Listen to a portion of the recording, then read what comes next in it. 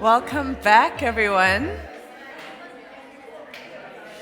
Welcome back to our program, everyone, and I hope that you were sustained and nourished by both the conversation and the refreshments that were on offer.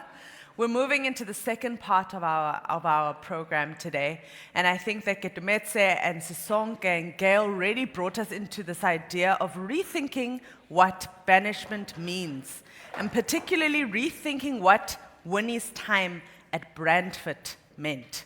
And that leads us and ushers us into our third film for today, which is called Winnie the Banishment by Twiki Matiwana and Palesa Sibia of Big Bear Productions.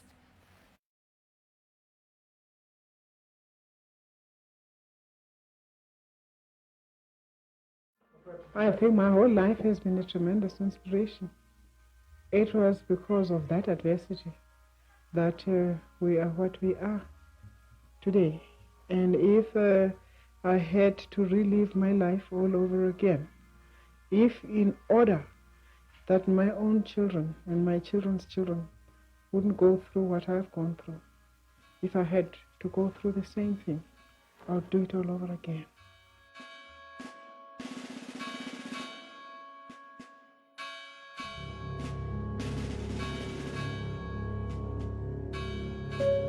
This was a letter written by Winnie Mandela to Nora, that's me, 17 November 1979. Our dearest friends, at the completion of my third year in exile, I have reflected about those who have made it possible for me to pull through this difficult time. So without you, I could have failed, because I knew that now I had a pillar on which I could lean, pillars which gave me the necessary miracle and the strength to maintain one's dignity. This is just a note to thank you for making it possible for me to know that I belong. Igama lami ke nguNomafa Nora Ahluthi. Ngo-1977 thina we're not told about ngalo Winnie. Ukufika kwakhe ke eBrandford nathi andithi kwafika nje big truck bamdampa nje, uyabona. So ke uliyana ngale mzuzu efika, everybody was curious. Le kwapha bethula bani? So sacinga ke uqesha bathula amapolisa kuba ngamapolisa ayamba ngetruck, and uyathetha muslomuntu esiXhosa. Hamba naba intombi yakhe ikhona le uzinziswa. Ngenani uthethela phezulu, andithi umthetho wakhe. Fakana phasi izinto kodwa engekho bright and ubona ba akwazeki bakwenzeka ntona. She can't do much except go to the phone, which is the only form of communication with the outside world. She can't leave Brandford, and that house is so dusty. The living conditions there are really terrible that we spend most of the time cleaning and disinfecting that house. Winnie Mandela's current banning order runs out at the end of 1981, but that doesn't mean much because the Minister of Justice can renew the ban as often as he chooses. Winnie was placed 802. Mna ke bendihlala back opposite yakhe 806 kwakwam.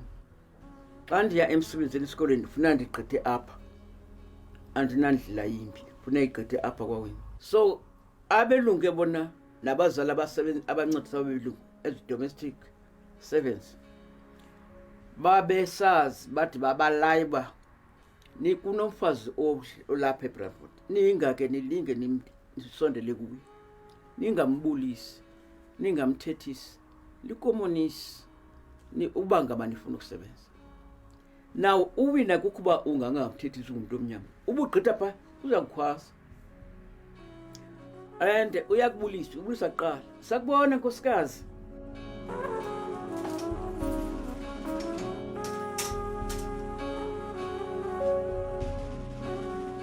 Le ndlu isenyula built ntoni yayingekho, kwakuzezinto ezinje zonke ne nami kwami kuphaya.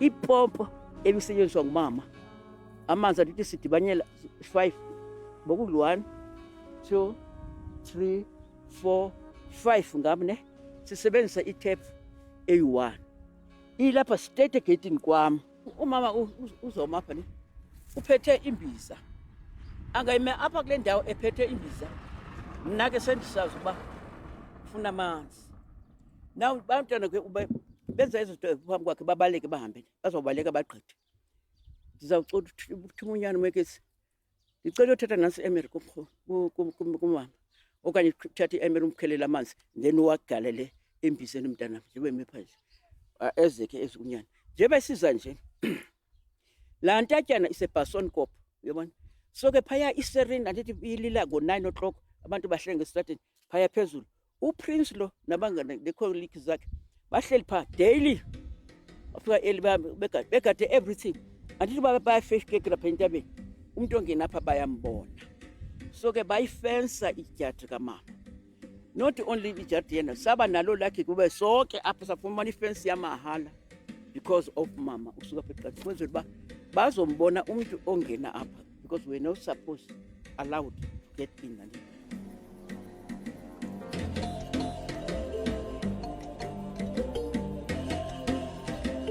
ndandiziva uba andinamsebenzi nabo ngoba andenzanga nakho nto endiyenzileyo qha nendimbona andithi njengoba wakengena the rural kitchen utensils njenganje ukuba ngaba ufuna mhlawumbi uboleka iketile ubeka eprimary stove ndizothatha iketile if my son ngokusenza standard 5 6 iprimary level akekho mina ambona kumamani nazinto so ke nam ndinceda umntu osentlungwini eyinkosikazi.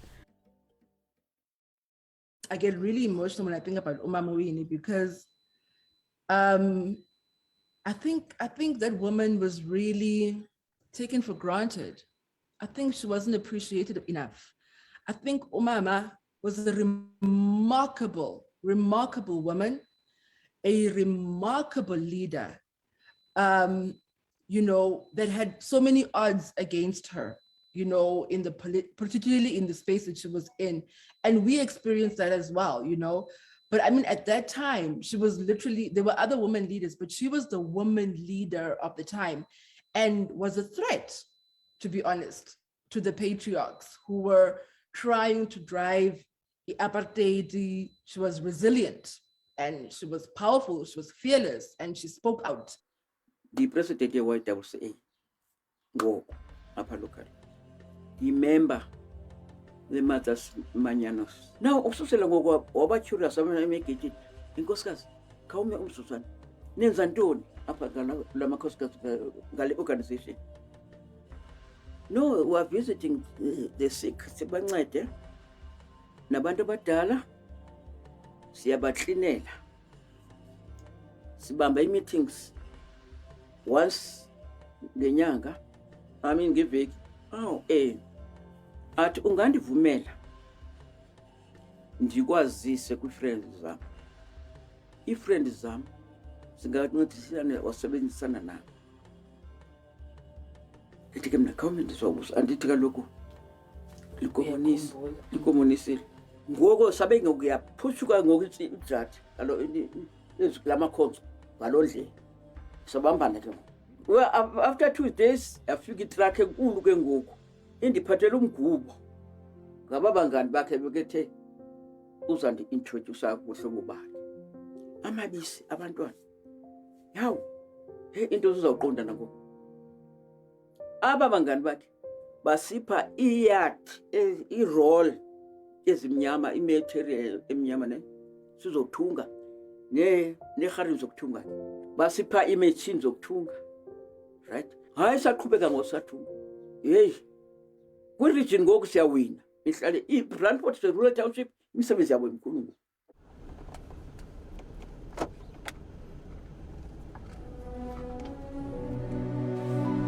This is the orphanage of which now it was established through those of Winnie's efforts in Brandfort.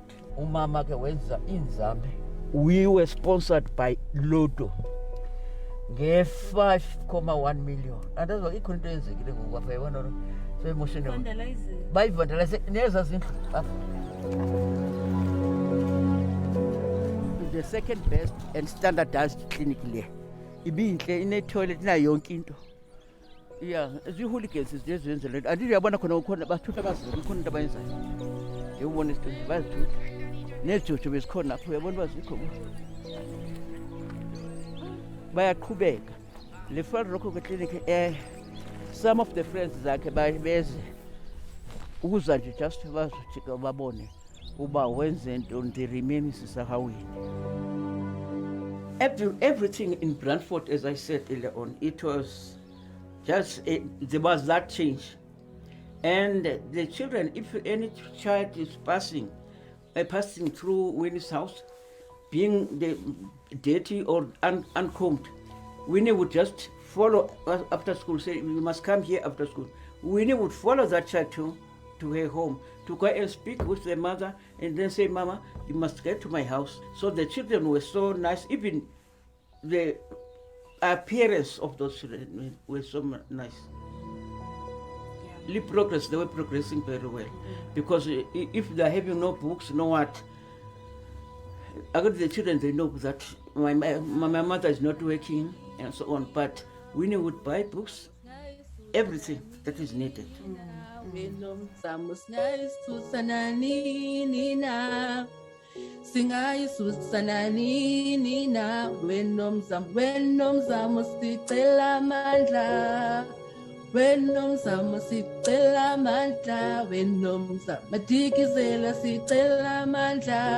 That is a song that radical black feminists sing when it seems like in Biobana, no, we get strength just by singing about her name.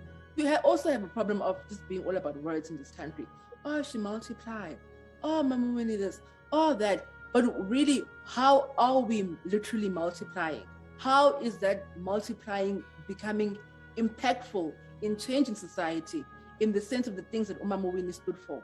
And that's what we need to do. We need to continue raising the flag of Mama Winnie. Her name must never be erased. Like, I refuse for that woman's name to not be in the history books. If it wasn't in the books of apartheid, we must put it in our books that our children and grandchildren will read about her name. It's about time we start, not being enablers of the erasure of women who fought, and who really contributed to where we are today. And she's one of those women that we must never make sure that Ikama like it is not erased. And we must build in her name, write in her name, tell stories in her name, create plays in her name, go out and advocate in her name, and many other women that she also stood with. And I believe that that's how Mama Winnie will multiply, because when we are also gone, other kids will see plays and see writings and whatnot of her and continue to multiply in her spirit.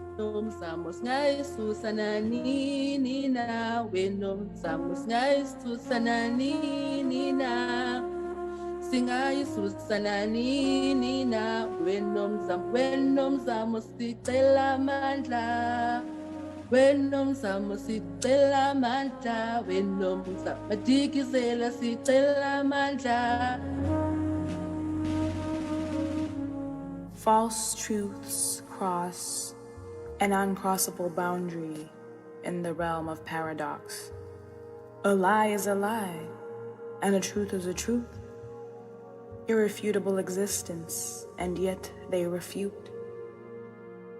That land of the Sutu, tribe led by an unshadowed widow, flattened by the all-knowing trespasser, using God's name in vain, using so-called false truths of a land uninhabited, and the non-existence of a black woman who led, whose noble rule of truth that shamed them down to the exposure of their lives.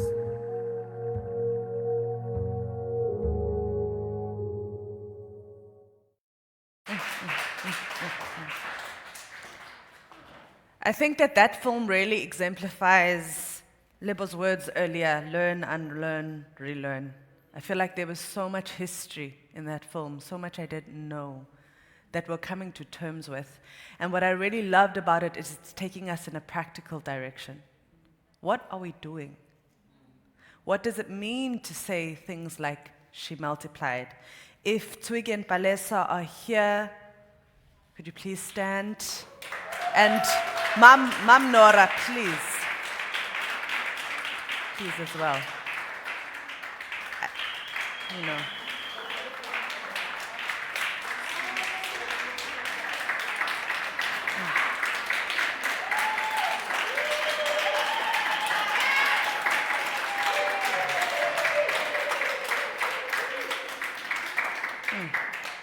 We are the custodians of our culture.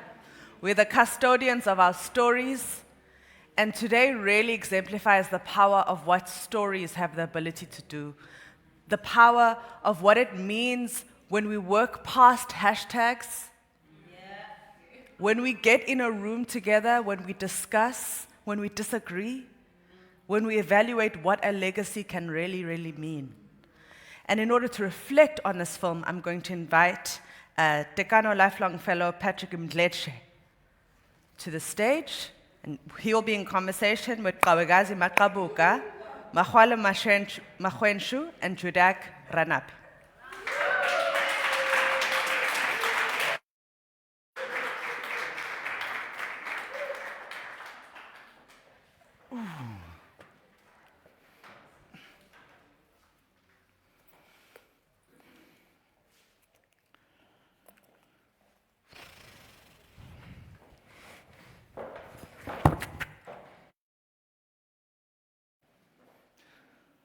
Sanbonan.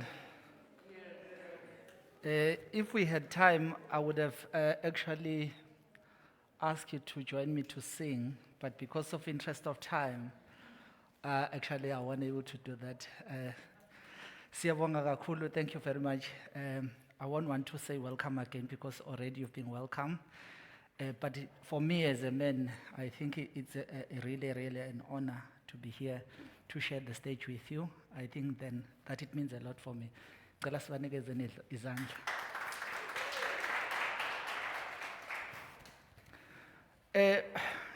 Probably for me, what does it mean in Mama Winnie Mandela as a 45-year-old man? I've seen a bit of both the past and the present, not yet the future. So just to reflect one part, Umama Winnie said once, it never made sense back then when she was asked, what does it mean, freedom for South Africa right now? And then she said, probably the people that were negotiating on our behalf, they over-negotiated. It took me almost 20 years to understand what she meant. I only see it now. Uguti, probably we were sold in that table. Without further ado, allow me to give an opportunity to my people that are here, Umahole, just to introduce yourself, then we get into the business of the day. Good morning, everyone. My name is Judy Karanape. I'm a comprehensive health trainer for the Department of Health. I'm an abortion provider, and I'm a third cohort Tekano Fellow for Health Equity.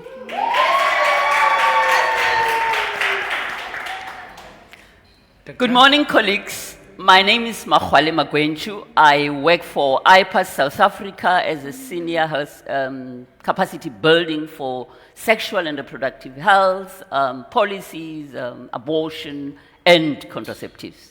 Thank you. Morning, everyone. My name is Kawekazi Makabuka. I am a lecturer, a researcher at the University of Nelson Mandela University, and a PhD candidate, with my research being in the sociology of health. Thank you. Thank you. The South African health system is one of the most challenged one. One of the things that we were clear about in 1994 is that this particular healthcare system was not designed for black people. One, if you go to any city, let me make an example for you in Joburg, in a 15-kilometer radius within Joburg, 15 kilometer square from Joburg, you'll only find a high concentration of hospitals within that particular vicinity. Anything that is after that, Then you find the black people's townships, you find hospitals that are under-resourced and all that. So, Mahol, what have actually changed? What are the challenges that have been faced by the healthcare workers from the past until to the present? Have anything have changed? It's important, thank you, Chairperson. It's important that we interrogate history so as to be cognizant of the challenges that black women in healthcare were facing and are continuing to face from the apartheid era.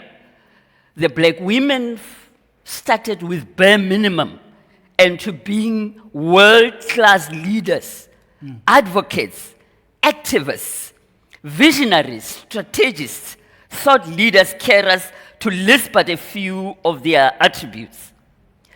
Because of the patriarchy, we continue to witness excellent quality work that end up being erased and resistant against black women. An example is none other than Professor Tuli Madonsela. Now, the gender inequality and patriarchy has been abound as gatekeepers during the apartheid era, as I've indicated, and black women were not considered to be fit for purpose of being part of the medical education training.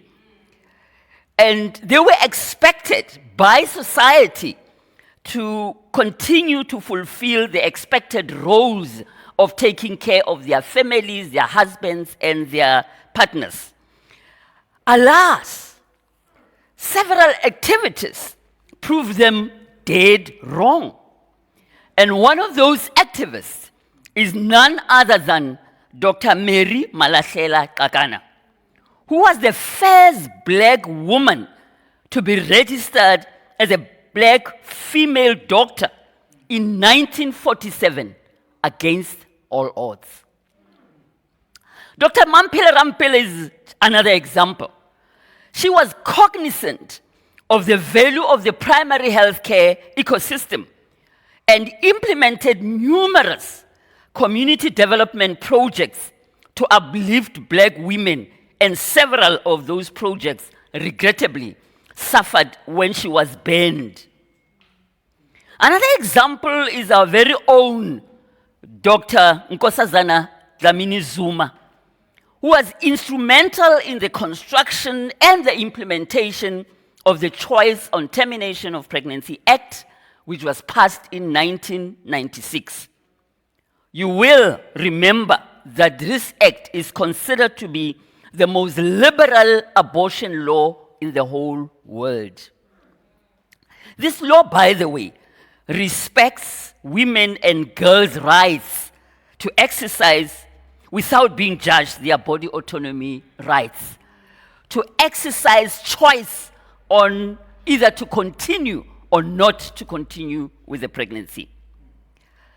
Dr. Xoxeka Mfundisi is the first young black woman to qualify as a neurosurgeon in South Africa, carving out her exceptional career against numerous odds. I hope you watch my lips. First young black neurosurgeon in South Africa.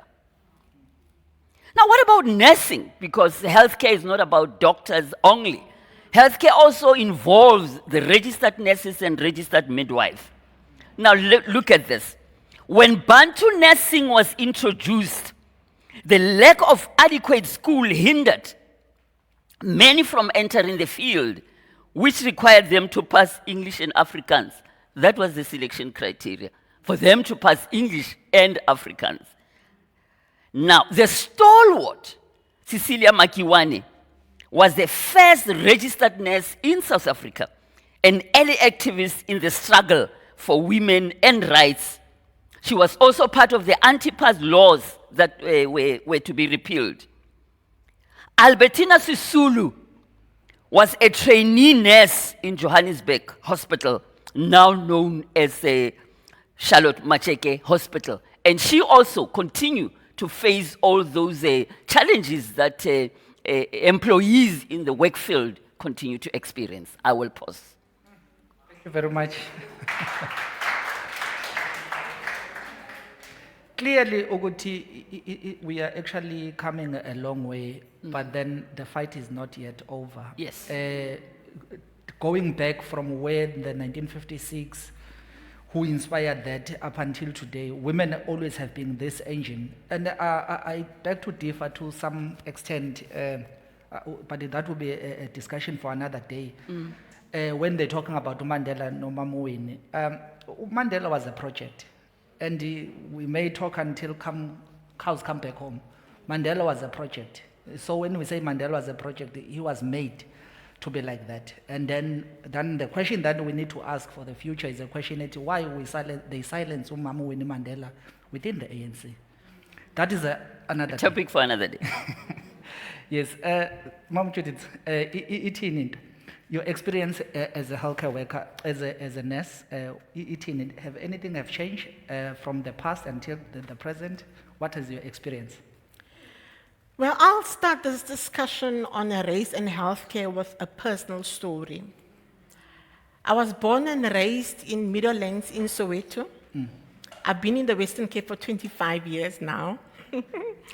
I did my 4-year training at Coronation Hospital as a nurse, which is now the Rahima Musa Mother and Child Hospital. And at that time, I was the only African nurse in the class 90 among colored and Indian nurses. And a kilometer away from Coronation Hospital was the J.G. Stradum Hospital, which is now the Helen Joseph Hospital. And then we had the Joburg Jan Hospital, which is now the Charlotte Maxeke Hospital. And that's where the white nurses were training. I had actually read that then Minister of Health in the National Party, Rina Venter, had actually said to FW de Klerk, when de Klerk was saying to her that you should actually try and get rid of the segregation policies, that Rina actually said there were actually no laws and policies that were at hand. It was the administrators and the doctors that actually implemented this inhumane law that it must exist. It was not in black and white. Hence, there was no way of actually saying that we are going to draw up new policies for that. Now, back to my story. I lived in the nurses' home at Coronation Hospital, and we had house mothers at that time. And there was this one particular house mother, Anmita, and she tortured me for 4 years, simply because I was a black nurse. My maiden surname at that time was Molokumme. She would meet me in the corridors and say in Afrikaans, Nurse Moloko, you must look on the notice boards. Your ID number don't look like ours. The department can in any minute say you must go because you don't belong there. Yeah. At that time, I was 18. I had buried my grandmother, who I knew as a mother and father because I didn't have a mother and a father, 3 months before I entered Coronation Hospital. I was mourning, I was lost. And this is all I had, and it had to do. So you can imagine me waking up every day thinking of Anmita saying this. And I did just exactly that. For every tea time and lunch time, I went to the notice board to see when the department says I can go. And it was hard. But guess what? I grew strength from the teachings of my late grandmother. I stood tall. I studied hard. I was resilient. I worked hard. And I became one of the best nurses in that era.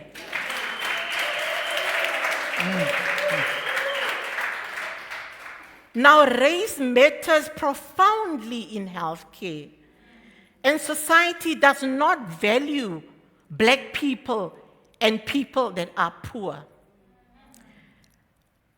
It might not be visible in our facilities now with segregation, but economic status plays a very important role within health. I do not need to go in detail on looking at how private and how people benefit that have money and how the masses do not get anything from our health system at the moment. And that is really hard as a nurse on the ground. Poverty can actually make people lose a vision of self. And I will give you an example. Our MEC for Health, whom I like very much here in the Western Cape, Noma French Mbombo, she's a midwife. She supports us dearly when we do sexual and reproductive health and attends our services and also puts a little bit of oomph for managers to can actually allow us to offer the much needed service to the women and girls. So over the weekend, the 18th and 19th, she was on a campaign trail, and one of the communities that she went to was Philippi. And when she got to Philippi, you know, we had a little bit of rain, those that are not in the Western Cape, so we had some rain. And as she was moving from shack to shack campaigning, she actually posted one, I actually would like each one of you to go on her post and actually look at that post so you can see the impact and what I'm actually trying to say to you. So she put on her Facebook page how she was actually by these shacks and you could see how flooded the path was from a shack to a toilet. Her bodyguard actually had to take a burglar bar that was rusted on the side and put it on the ground for her to step on, just so she can come closer so that they can take pictures. I want you to just try and imagine what I'm talking about. And the women in the background, you will see when you go on her Facebook page, said to her, "Mampati, we must use gumboots to get to the toilet." The door was even used. I could imagine me in gumboots trying to squat, having water by the gumboots, and trying to relieve myself. That is so painful. Post-1994, post-apartheid, it is very, very painful. So I'm trying to bring across to you that we are still struggling with the race, we are still struggling with disparity, and our people, our poor people, are really suffering with that. When we look at the data, maternal mortality rate is very high, children are still dying, unemployment, no sanitation, no shelter, and I said to you, poverty makes people lose a vision of themselves. They don't care anymore. They wear gumboots to go to the toilet, where me and you probably don't even think twice about just walking into a nice clean toilet. Now, health and medicine is still very hierarchical, is still very patriarchal, and we are having policy makers and decision makers sitting up there, signing out guidelines, signing out policies, no monitoring, no evaluation, and they are holding no one accountable. And healthcare continues to crumble while we fail our people. And I'm saying this not because I'm reading, because I'm on the ground. Lastly, I'd like to tell you that I'm an abortion provider. I'm a Christian, very much Catholic. I've got 2 boys, 17 and 24. But it is hard because like the women that come and seek abortions, we too are discriminated against. We too are shunned. We are not supported by the departments. We are being failed all the time. But guess what? We draw strength from women like Mama Winnie Mandela. She used her voice to trample on patriarchy. She used her power to hold the women and pick them up and help where and when she could. And us healthcare providers and abortion providers, like her, we wake up every morning COVID or no COVID, I'm telling you, today the vaccination site is short of me because we are trying to save the world. Today there's a woman that's probably struggling to get an abortion site because I'm sitting here. But we wake up every day, increase and no increase. We go out there and we service the women and girls and the LGBTI communities and the sex workers and all the key populations that we can get upon. I was just saying to someone that even the homeless sex workers know my car. They scream, Sister Judy, because they know that we offer the service. But my only plea or plight is to say, we are going out like Nkosazana Zuma that upheld and fought for the CTOP Act. We are growing old, we are going out, and we would like the ones, the nurses, the healthcare workers that follow us to can stay in the trail, because if we are not a movement, if we don't fight, we will continue to fail the masses until time to end. Thank you. Thanks.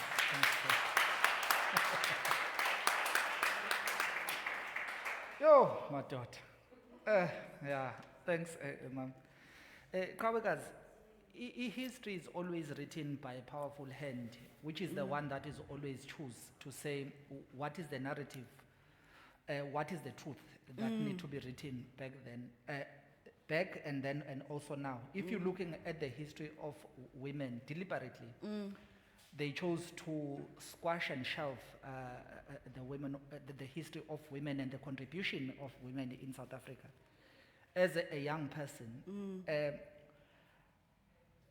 if we're talking about the issues of health and the issues of health access and equality and equity, those are the real things, particularly for the young women today. Already you can hear ukuthi umama uthini. What are the challenges for Nina njengabantu abasha? What are your challenges as young people from now moving forward? Okay. I want to first touch on what the speakers have spoken about. So I think even what the video did was to show us the ways in which they tried to invisibilize Winnie by creating banishment, right? Yes. And even having that fence and trying to segregate her, creating like a spatial boundary where she could not cross.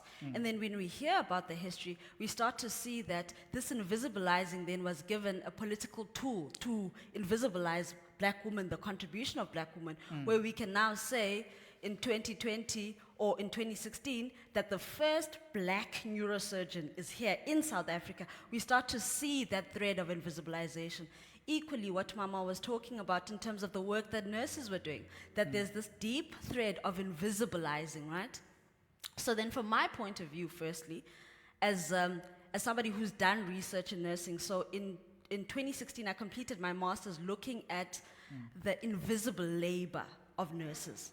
So the emotional labor that they were performing. Because we must understand that there are a couple of layers, right? There's the political invisibilization,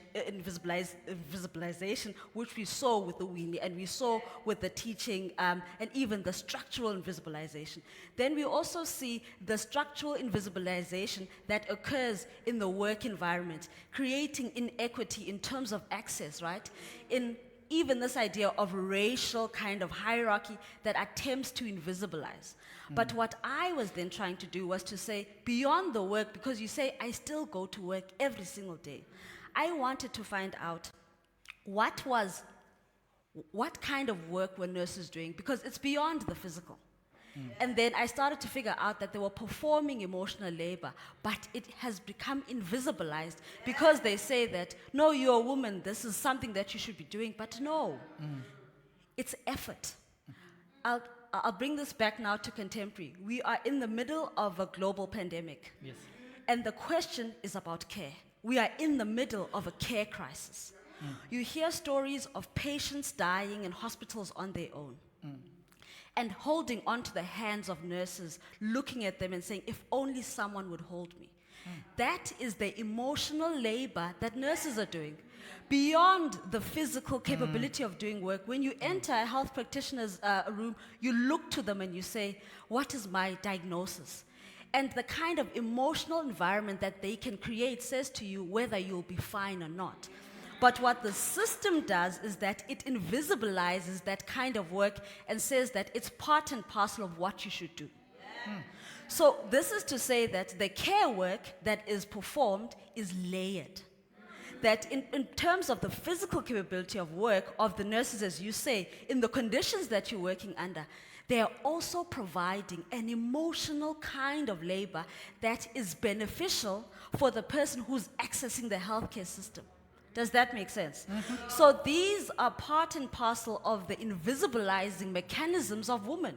Because my research was on nurses who were predominantly women.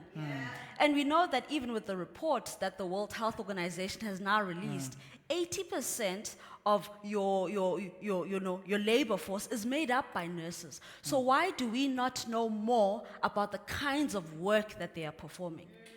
To simply say that we are not capacitated is not enough. We must understand the work of women, especially black nurses. So I wasn't talking about your big names, but I was analyzing the everyday experiences of people that we encounter and their stories that they were sharing, saying that today I was a mother, today I was a social worker, but I knew that it was important for the person who faced me to see me. Women that I interviewed were women who worked in health services, abortion practitioners, and they were saying that I think I place myself in that position and say, ndingumama nam.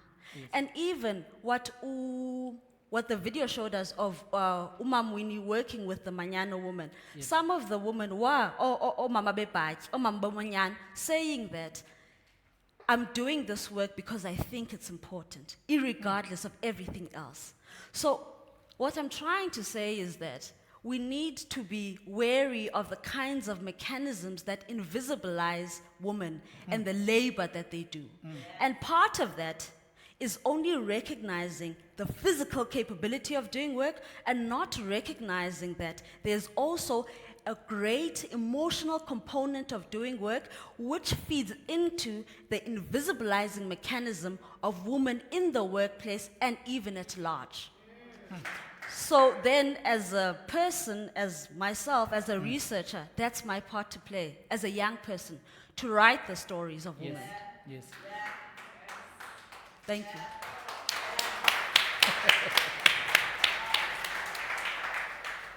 I feel really just too. No, thank you. Some of the people here may know me because they are friends. We come a long way as a fellow, so we share everything and anything. My father was one of most busiest men with 4 wives, so he cannot claim what he raised me. And also my mom then was working here and there, always busy. But then I want to understand, I can feel the fire, I can feel it. Really, who are the shoulders of these women that you are standing on? Maybe if we can start with you, Mainit. Obviously, the only strong woman I'd ever known, as I said earlier, I don't know who's my mother and my father, and that is Martha Karibe Mulukumi. Now, I'm also Karibe, and she died, like I said, 3 months before I started nursing. So it always pains me to see that she didn't live to see the Karibe that came out, that never died, that is there. That integrity that I almost like caution myself. I hardly do anything wrong because I tell myself things had to be right because of her. She had so much wisdom. She was never a hugger and a kisser, but she just looked at me and I could see the love ooze out of her. And this is what has been carrying me all along. And it is on her shoulder that I rise. And it is on her shoulders that I tell myself I must be the best in everything. But I must tell you something. I had a near-death experience in January. I had COVID and I was in hospital for 49 days. I was ventilated for 2 weeks and I almost died.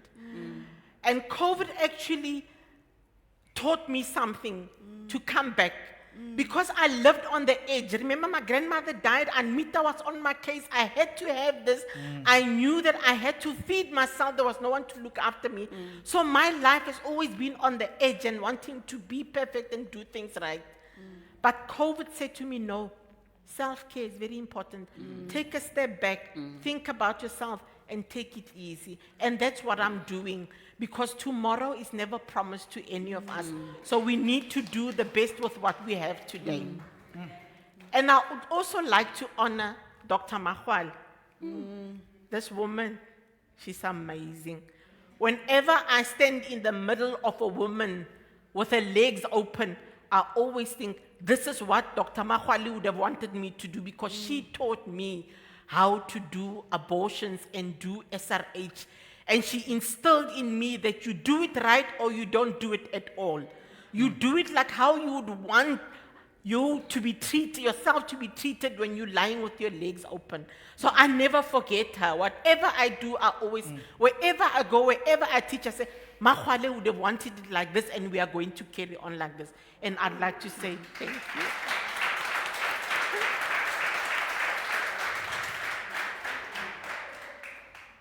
Dr. Mahal. Diphelelo bhuti. Who are the shoulders? Thank you. I'm super humbled, Judy. I'm super humbled. Judy, as you all know, is the star in termination of pregnancy. And working with Judy, either as a student or as a Tekano fellow, we continue to learn. And you wouldn't have gone wrong with your selection criteria by choosing one of the very best. I stand on the shoulders of a great giant. And because of that, I'm able to see beyond horizons. And one of those giants is none other than my late, sorely missed, living in me, mother, Rebecca. So Rebecca in Rampatlele, they used to call her Rebecca. So I'll just say Rebecca. Rebecca Mankhere Lerodi. I grew up in the dusty village of Rampatlele in Limpopo, Northern Transvaal, was it what it was called? Yeah, Northern Province, yes. I come from a 7-sibling family. My father was a school teacher, a school principal, but the laziest man ever. So he did not help at all in the running of the house. He was an excellent orator, excellent educator, but helping with the 7 kids was not part of his to-do list. So my mother stood on her 2 legs, of course with the help of the helpers, to raise us. And as she was raising us, she instilled in us several values, and one of them being that you have choices. And those choices will inform the consequences. So if you choose, just know that the choice is married to the consequences. So of course, in all my life, as I'm choosing, am I choosing education, and I'm choosing to be respectful, I'm choosing to obey the laws, I'm thinking of my mother who instilled that value. And my mother also taught us that rather sweat in the battle and sweat less in the game, which is a value of hard work. That hard work ultimately pays. Without hard work, it won't pay. And because she had the energy and the zeal, I'm also blessed with boundless energies. I think I'm just sucking it from her and doing the best I can under the circumstances. But of course, she was not the only one. The people that I come across, the people that God put in my way to attain my purpose on earth, also instilled in me several values. Just by looking at me when I'm attempting to achieve my goal on earth and giving me a nod, that gave me energy. I stood on their shoulders. I stood on the fact that they were there to survive all odds. And as a facilitator, I also learn from the participants that I train. I also learn from the women that were blessed to serve when they request, amongst other things, termination of pregnancy. And on that note, Thanks. amen. Amen to that. I'm not sure if you still want to go, however. It's a hard act to follow. So obviously my mother, Uzanel Makabuka Mahlanga. I stand on her shoulders. I obviously stand also on my late aunt, Uwazipo, whom I dedicated my master's to, who was a nurse, who influenced the trajectory that I took in terms of wanting to, consolidate this. And many other black women who have shaped my intellectual path, Dr. Tambile Masola, my supervisor, Professor Nomalanga Mkize, my mentor, Dr. Babaloma Goqwana, and so many other black women who have shaped my path and said that you belong in a space that wasn't designed for me, which is academia. And who have said, and who have gone out of the way to create a space for me and to provide the necessary tools to speak and to share my story and to encourage research and to, go further with life. So I stand on a lot of black women who've worked very hard in opening the doors in academia, and also the invisibilized black women whose stories I wrote about when I investigated the emotional labor of nurses in Umtata. And even now, when I think of the people, the many people who died during life esidimeni, which is also a health crisis that I'm writing about in my PhD, I hope to give voice to what happened there. So I also think that maybe as energy, that's whose shoulders I stand from, many people who deserve to have their stories told. In conclusion, I wish this one end, but time. Judith, maybe let me start with Mahal. Nomzamo did not die in vain. What is your take?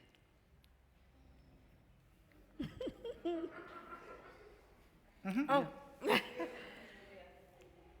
It was said she was a remarkable leader.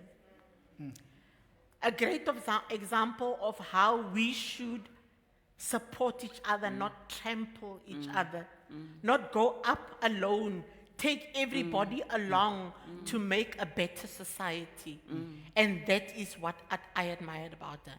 And she had the courage and the goals. And you heard she said, if I have to do it all over again. So it means that she had it in her. It was built in her. And one of the speakers said this morning, Brantford didn't break her. She actually went to build it. And she needed that atmosphere to actually show out her skills.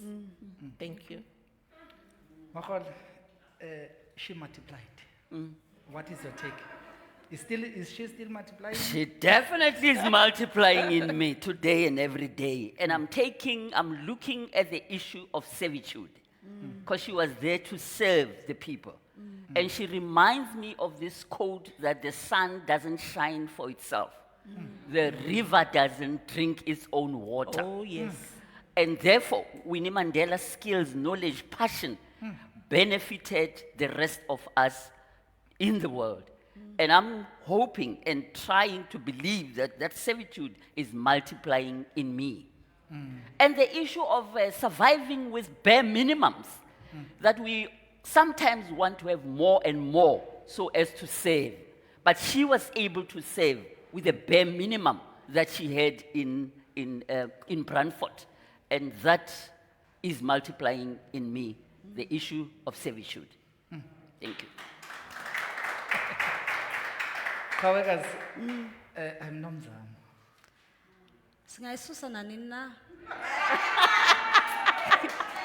So I think when she says that, resistance. And even when in Brantford they tried to create a system that banished her, to invisibilize her, essentially, and even created that fence as a spatial demarcation that this person is of no use to the community and tell other people. She still said, but she worked behind the scenes, worked with the woman in the Mañana movement to say that I can still do it. So what was supposed to invisibilize her? She used that invisible labor to equip the community and shine a huge light on a community that was supposed to be silent. So to my generation,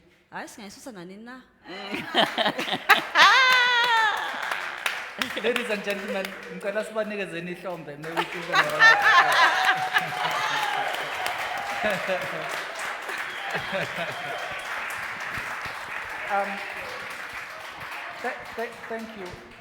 Thank you, and thank you again. I think this particular session, also first let me thank Tekano for coming up with this particular dialogue. I think this is very, very important. As I said earlier, history is always written by a powerful hand which decide what fact, what truth that is actually captured.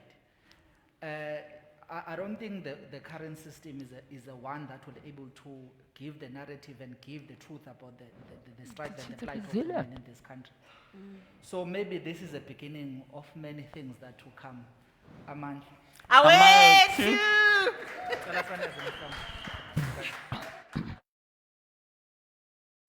Yeah.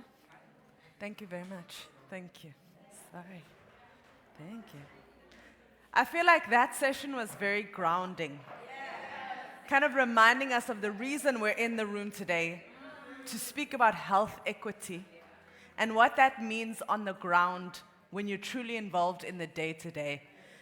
For me, the words that were uttered by Kawagazi, we are in the middle of a care crisis. And I found myself thinking, how long have we already been in a care crisis?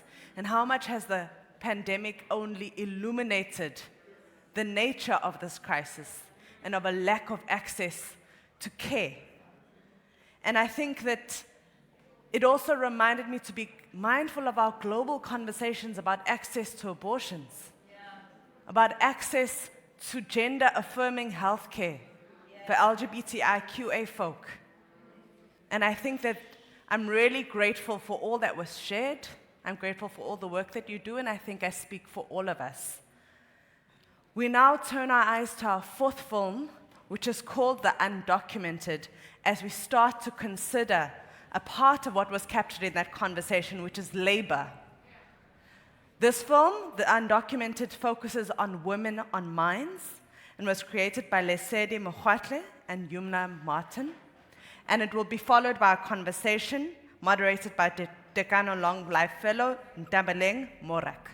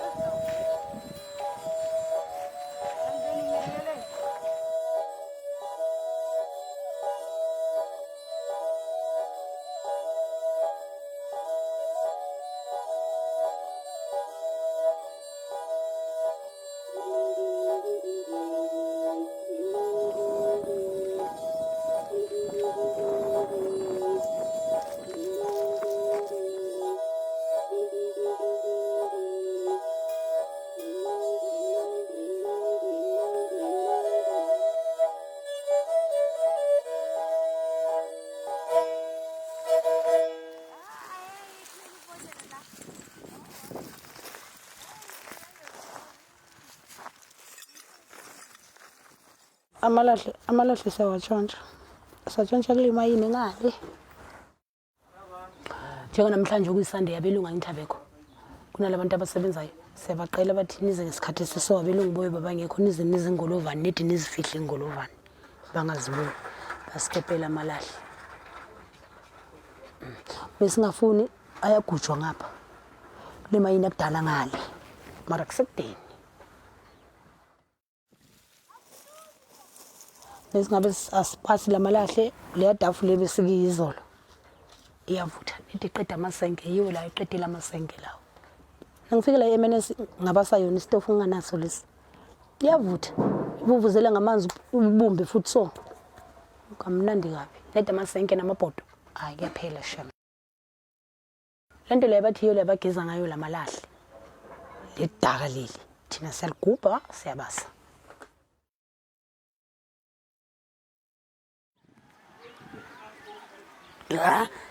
ukucasha nje hayi kunzima nje kusele udize kodwa ngazi wenze kanjani ukuthi uzokhona ukuthola umsebenzi emayini awungeneki isimo so la emayini the most vela ngifuna uqamba manje kusebenza amaZulu nabantu abahlala abanye emalokishini siyanqoba hayi ukuthi abafuni inkinga enkulu la banenkinga eyi1 abantu balaba understand umlungu la uthi nayo imshini qedwe namaphephe nawo umshini ukuthi MNS yonke ngekhona amaphephe abelungu sabathatha ngaphandleke bayakwata ke sokwenza itoyitoyi ID kuqala ukuthi umama bekanganayo and then umama makayitholi ID na kwabanzima kuye ukuthi ayingenzisi ngokukhula komuntu omdala bona ngizama ukuthi mama yamtshela yabona umuntu omdala vele yabo mara naye uzamile yabo balo basijikajikisa bathi bafuna lencwadi ngibuye nayo balo bangijikajikisa yabo zange waze wangishiya mara ngifuna kakhulu ukuthi abantwana bami esikoleni bayefuna izitifiketi abantwana nami ngizokhona ukubaholela ngikhona ukuphila ngikhona ukuhlala nabo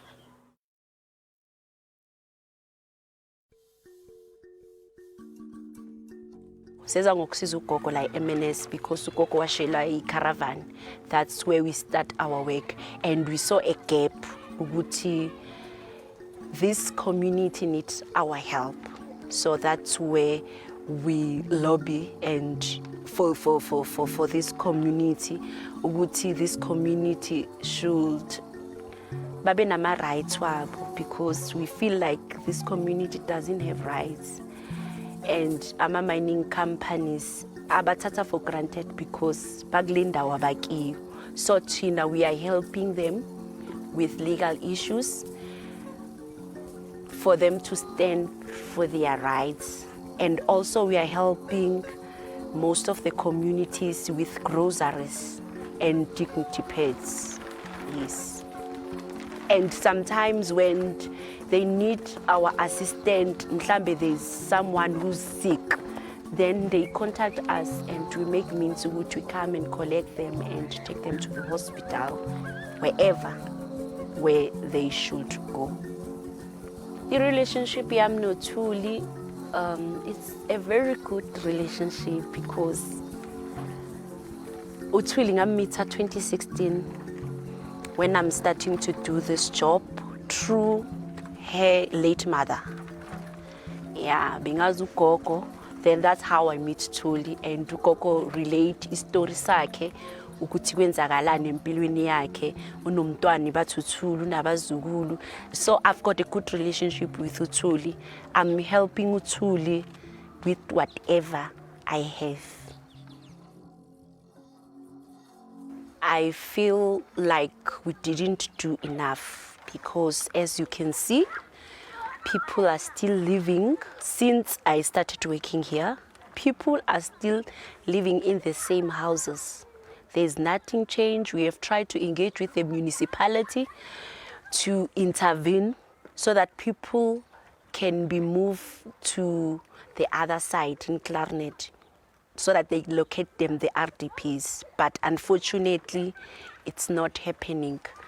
We even involved the mayor in one stage.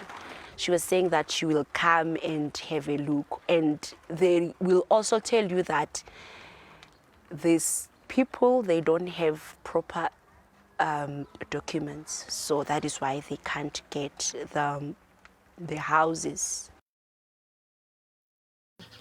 umama umbangisiza ngoba uthi makathola i-ID wenze grant bese siphila ngemali ye-grant and nami ngikhona ukuthi ngiya emakotasi ngiyahereza ngithole lokho ngitholayo siphile endlini njengamanje ngiyovula ngolosine ngimherezweni.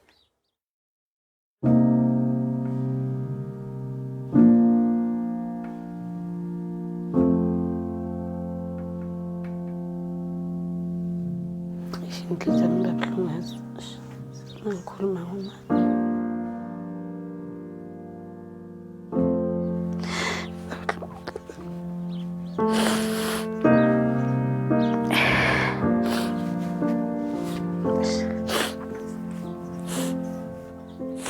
Noma vele ngihlezi nje angikho right nje. Ngicabanga nje inhliziyo yami ibuhlungu nje umuntu ebengihlala naye nginaye vele sonke isikhathi.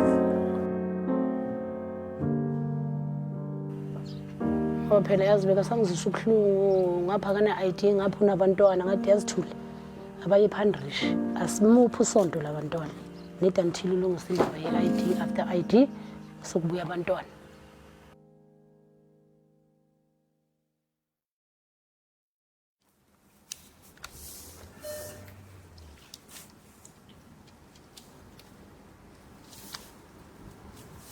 Isusonto lohlala nabo labantwana uyozama ukukhuluma esikolweni ukuthi usazama ukuthi kutholakale i-ID yami ngizokhona ukwenzela abantwana isitifiketi. Cha ngiboni nje ukuthi impilo yami ngifuna ibe se-MNS nangathuthuka nje ngibe nendawo kahle ngihlale kahle nabantwana bami ngoba i-MNS ayikho right nje. Ayikho right izibhobozo matraki dust abantwana ngeke babe right. Njengalana abantu abaningi babulawa isifuba ukukhohlela ngedust i-TB abanye badla ama-ARV siyahlupheka ngamanzi hayi kancane ne-dust nalamaroli ukuthi zila phansi lana kunamuntu osizayo. Ikhansela yilo leli belikosa ukuthi likhethwe manje kuyaliwa. Yazi siyacomplaina mara angiboni umehluko mina. Angiboni umehluko ngoba nalaba bathi ma-committee ini nje akukho into abayenzayo sibonayo. Inzima reg. Mara wele sothini siyaphila. Anganampuphu nginempuphu siyapheka siyadla soyi-2. Impilo iyaqhubeka. Ngithola i-peace job ngoba yena kana-ID benza i-peace job ngihole ngithenga impuphu ngapha ngithenga impuphu ngale impilo iyaqhubeka.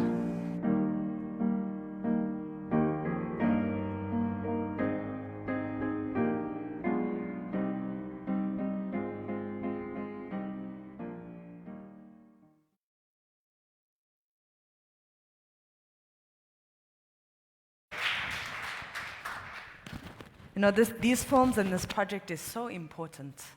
And as the day goes on, I just get more and more aware of the importance. And I'd like to invite Yumna and Lesedi up, as well as the 2 activists who worked with them on this film, so that we can just honor you and hold you in this moment. And thank you for your work.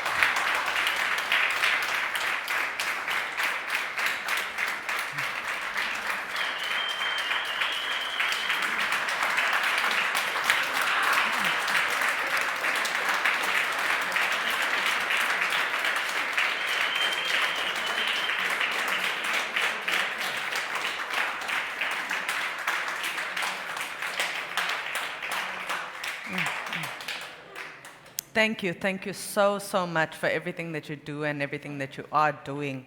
I'd like to invite Ndebeleng Morake now up, who will be the chair of the next panel.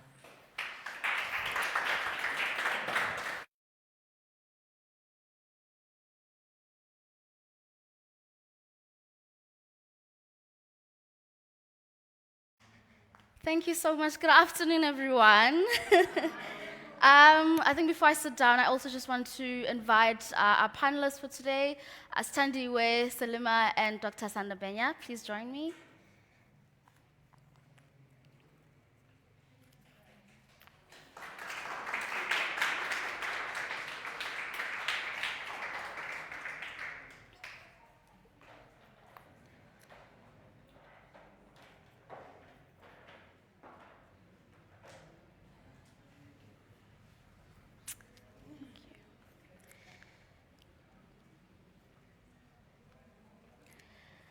I think before we start, I just want to say that Black women's lives, within what Bell Hooks terms white supremacist capitalist patriarchy, and we may even add, right, and talk about white supremacist capitalist, neoliberal, sexist, heteronormative patriarchy.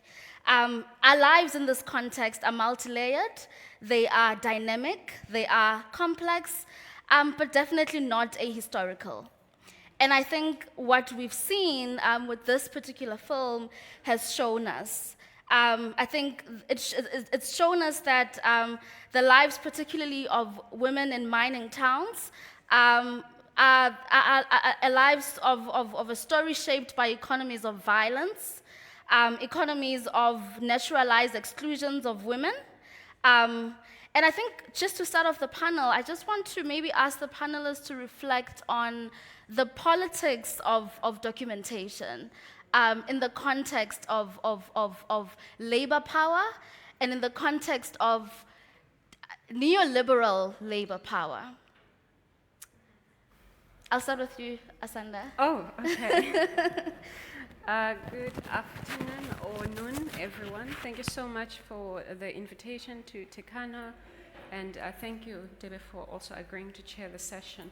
The politics of documentation. I mean, I'm not going to answer the question directly, but I'm going to answer the question by telling a very short story around just labor in South Africa, right? Labor history in South Africa, the way in which we've captured what's happened historically in the country. That when you approach labor historiography or labor scholarship in the country, what you will encounter, or you will encounter mainly, predominantly, it's men. There's not a lot that's written. There is some now especially, and there are some voices that are coming out from women, but historically it's really been capturing and documenting the stories from the experiences of men. The assumption is that when you're talking about worker or labor, that you're talking about a male body. But in mining, it's even more pronounced, because when you think about the mines, for most people, they think about men. And so when you're thinking about the documentation in mining specifically, it's mainly the stories, one of men, but also the perspective of men, or the experiences are told from the perspective of men, and very little coming from elsewhere.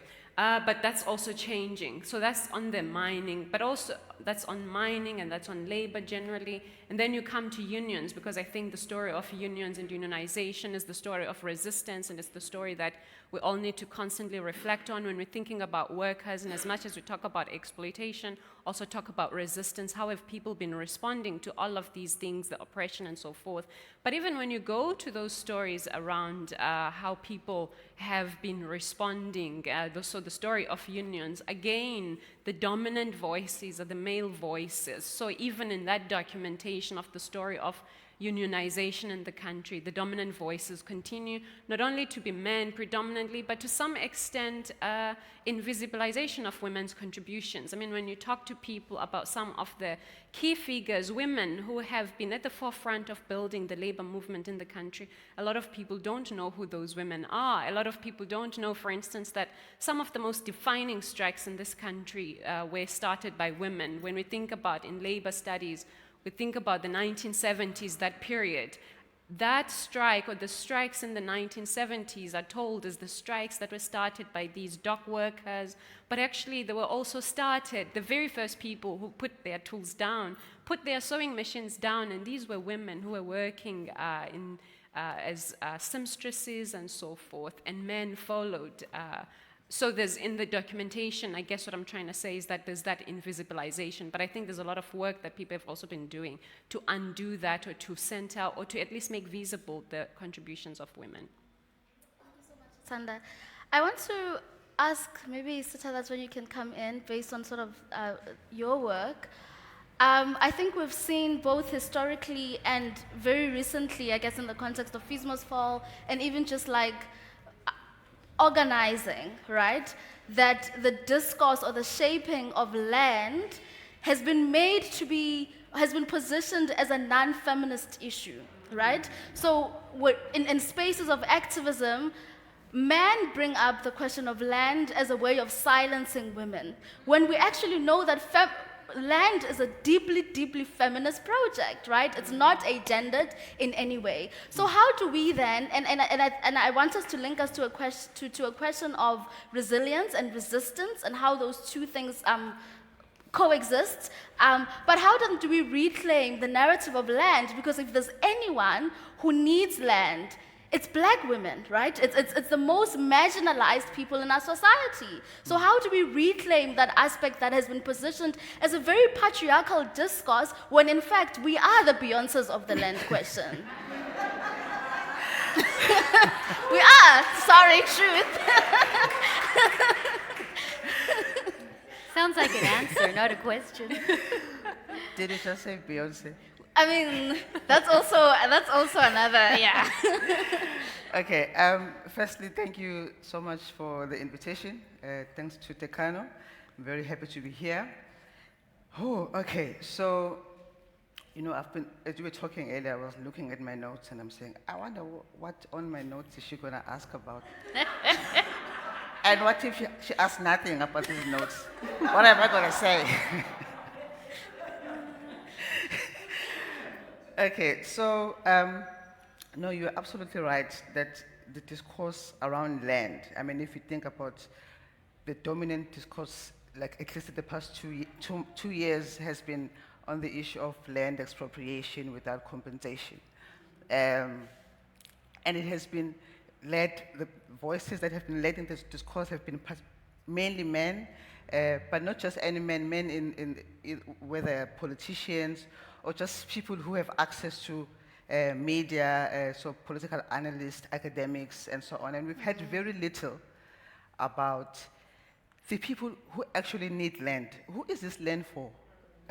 When you're talking about land reform, returning land, land for whom and for what are the questions. And in my research, I do research on former labor tenants.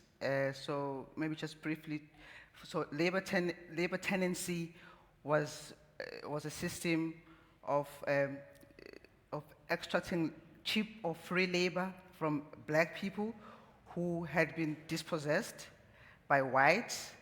So the white became landowners, and in order to expand their production and commercialize, and so the big farms that we see today, so that was built by the labor tenancy system, but not only, just as one of the systems that built there. So Black people were displaced, and then they were forced into providing labor for 6 months without pay, unless the white man was in a good mood on that day, and they would get a 5 rand after 6 months. And this labor was performed primarily by women. So it depended primarily on the household, which was a man, to make available labor of his children to meet the demands of the white man.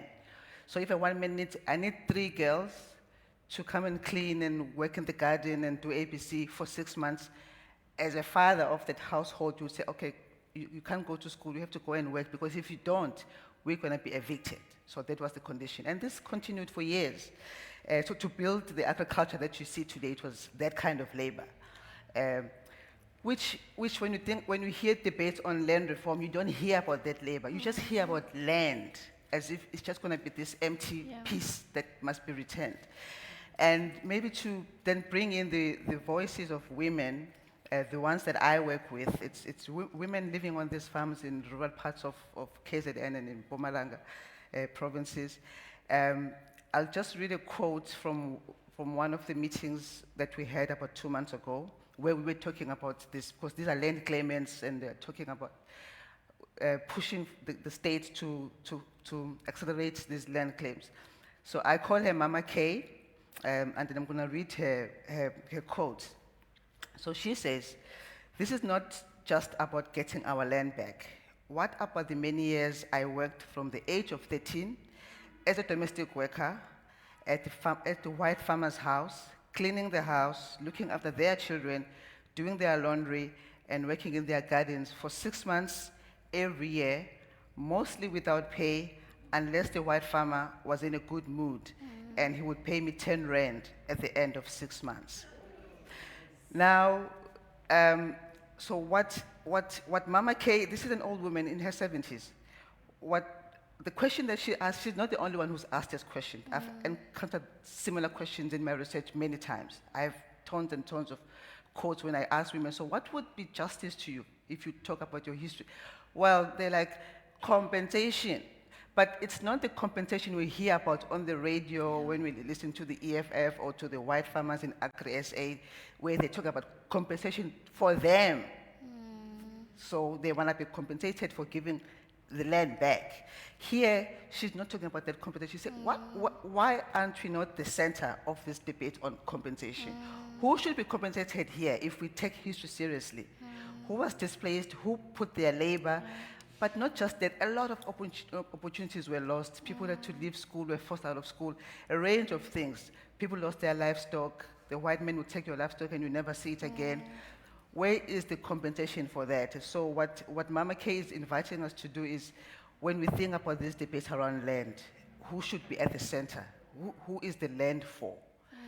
Yeah, so I'll pause there for now. Who is the land for?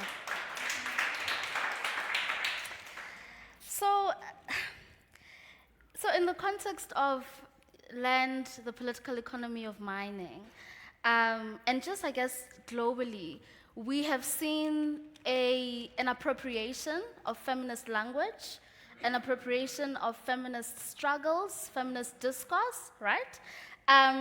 And I want to bring this and locate it, like I said, in the context of the political economy of mining, around, for instance, the African mining vision speaks of a more gender inclusive mining sector, right?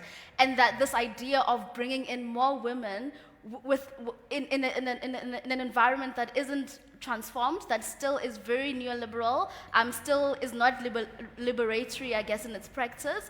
How do we then make of that appropriation of feminist language, feminist activism within spaces that are actually still stand against things that we're collectively trying to build in terms of rebuilding a society that does not consider us as the other? I think I got the hardest question. I'm still thinking about the earlier questions. Okay, let me try to take a little bit of everything. Okay. First, on the politics of documentation. We saw one documentation in the film, but there are many other women in mining that we do not hear about. I want to tell you a story about asbestos miners here in South Africa. This is an industry that stretched from the 1890s to 1980. Half of the labor force were women. Do we know this story? I looked at mining in this way to document it in this book. This is a book about the future of the mining industry. But of course, we trace back the history to understand how the future might look, and of course, to make connections to the present. This is how I came to the story of the female asbestos miners. These women were key to the high profitability of this industry from the early 20th century right up until the end. Why? Because of the work they did. So, they did not work underground. They worked on top. They, therefore, had direct contact with asbestos, with the mineral. The men would pull the big chunks out of the ground. The women, with hammers, would break these chunks, right? Breathing it in, right? We know about breathing through COVID. those smaller chunks were now fed into the mill of the factory to again bring out the asbestos that's tucked into the rock. So most women were working in that. It's called cobbing. But a quarter of the women were now taking the smaller rocks out of the mill and pulling out the long asbestos fibers. Why? Because those captured a higher price on the world market. And that breaking of the stone that 3/4 of the female labor force was involved in, that saved the machines. It allowed for less rock and dust to enter the machine. So, in the 1950s, when legislation changed and women were no longer allowed to work on the mine site, guess what happened in asbestos? They got an exemption. Those women kept on working because the industry was exempt from the law. So there's a politics of documentation. It's a bit more complicated, right, than just men and women. We need those women there because they're going to do the jobs that men don't do. They're going to further increase the profitability of the industry. But how are they paid? These women were paid through men. So mainly their partners were the ones working underground. Their salary came through the male salary. So to now study this is difficult. When we want to document, we have to then search hard. I found a study by epidemiologists done in the early 2000s. They located 770 women who had been asbestos miners in the Northern Cape. The industry was the Northern Cape and Limpopo. Of these 770 women, they tested their lungs. 91% had asbestosis. What care was there available for them? Was it made available after the study? And when the compensation was negotiated through different legal claims, how much of that went to women? There's another documentation problem for us to look up. Most of those women spent 10 years in the asbestos mining industry. So you can imagine the damage that is done in 10 years. You can imagine the numbers of women that just died, that we can never now talk to. On the Africa mining vision, so throughout the continent, as we know, there has been a reinvigoration of mining exploration, and this is in a very capitalist way that is different from what was done in the early post-independence period in most of the mining-rich countries in the continent. So in the 60s, 70s, what happened is that governments saw the need for the mineral wealth in the continent and tried to take some control of the industry, tried to get larger amounts of the surplus that was being generated by the workers, but taken by mainly multinational mining companies. So much of the industry was nationalized in Africa, especially the very rich, mineral-rich countries. But that was done on the basis of borrowing money on the world market during a time when money was cheap. So there's a whole long story to that. Please ask me the question later. But as the US, the major world power now and then, tried to bring the money back into the US, the price of money went up. And that is how the vast majority of African countries became very indebted to the big banks around the world. Through that process, we started to see conditions being attached to loans. That's how we lost the public health care systems that African governments had set up, the larger public education programs that had come in the 60s and 70s, and it is how the private mining companies from around the world got back into African mines and mineral wealth. The Africa mining vision now comes in about 2010 to try and get African governments involved again in the industry, but it is in a very neoliberal manner. So it's very limited in what the state can do, but there is a bit more power they are trying to gain as the different African government members of the African Union. And so, as you say, in the great neoliberal age and culture, women, in a very limited sense, are included. So women are encouraged to do more informal mining.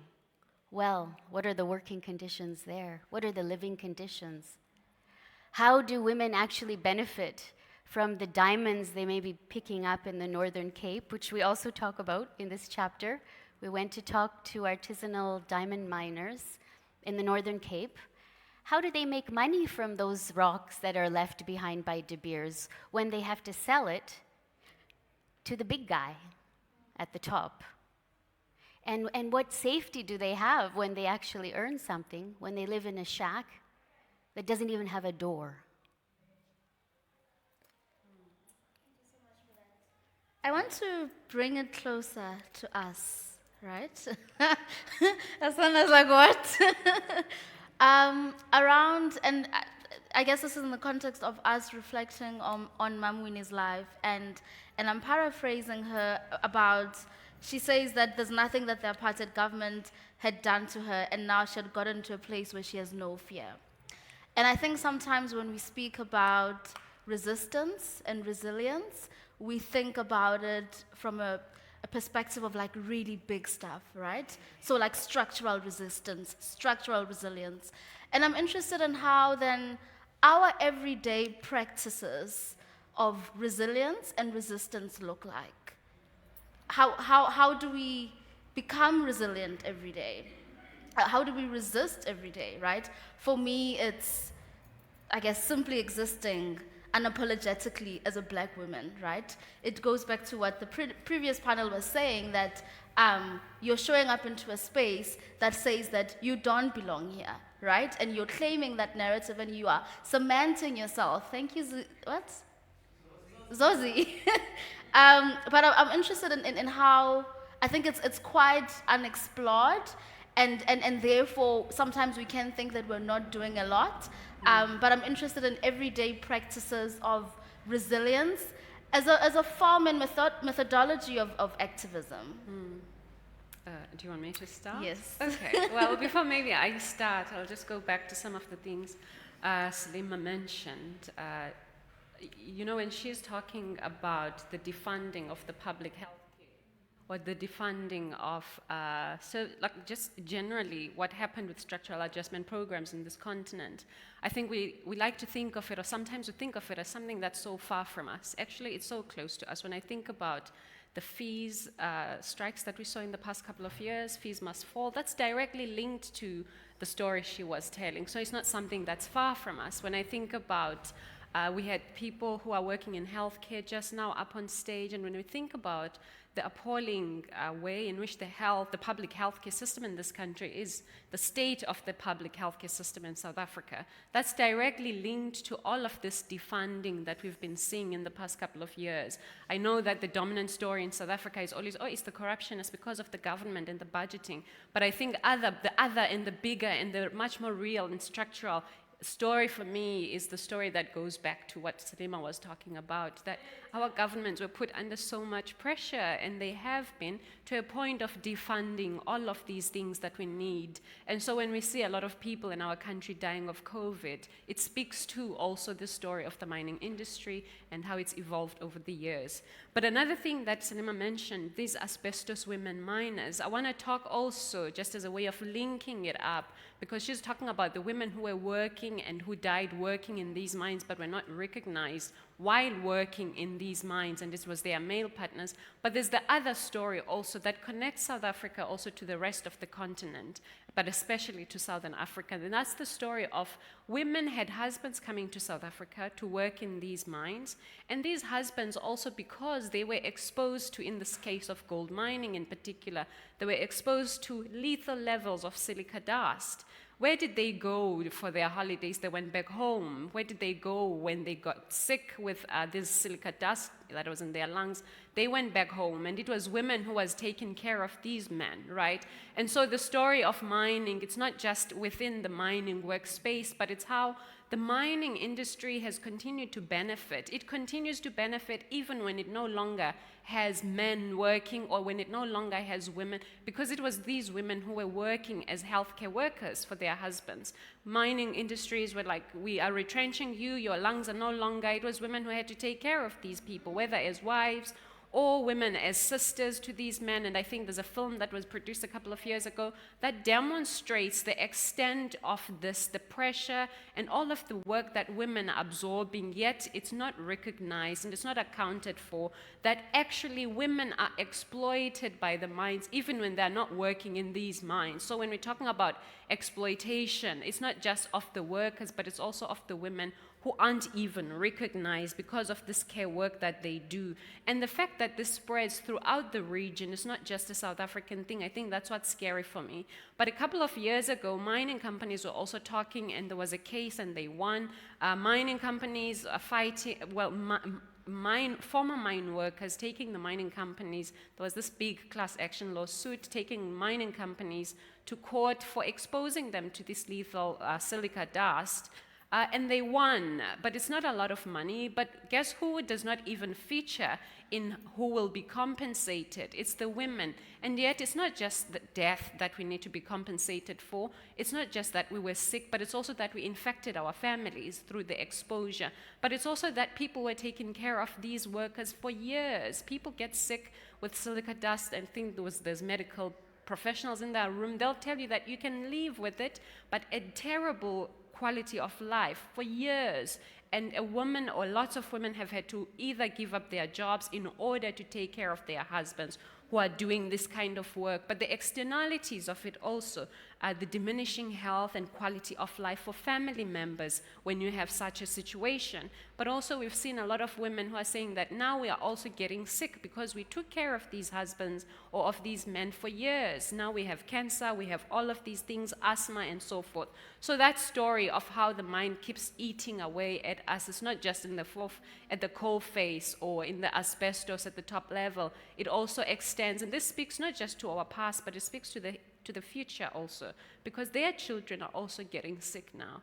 They were exposed to this for years, and so it speaks to also the future. So when we're thinking about all of this, I think these are things that we need to... So now going back to your question around resisting daily. I mean, I think there's different layers one could answer that question, but I think about, so some of the work that I've been doing around Marikana, women in Marikana and resistance there, I think for me, just the level, the ways in which they've been pushing back, you know. These are women who are living in informal settlements, much like the women that we've just seen now in these, but the fact that every day they are pushing back against this level of exploitation that is normalized, I think that for me is really, it speaks to the question you're raising around resistance.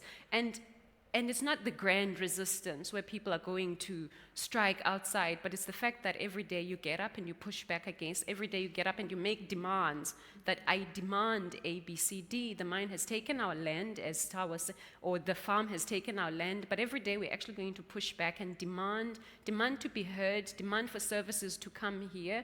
If we are working for you without any remuneration from the mining companies, we deserve proper housing. we deserve running water. In fact, you've stolen our running water from us, and we're going to demand. So there's that level also.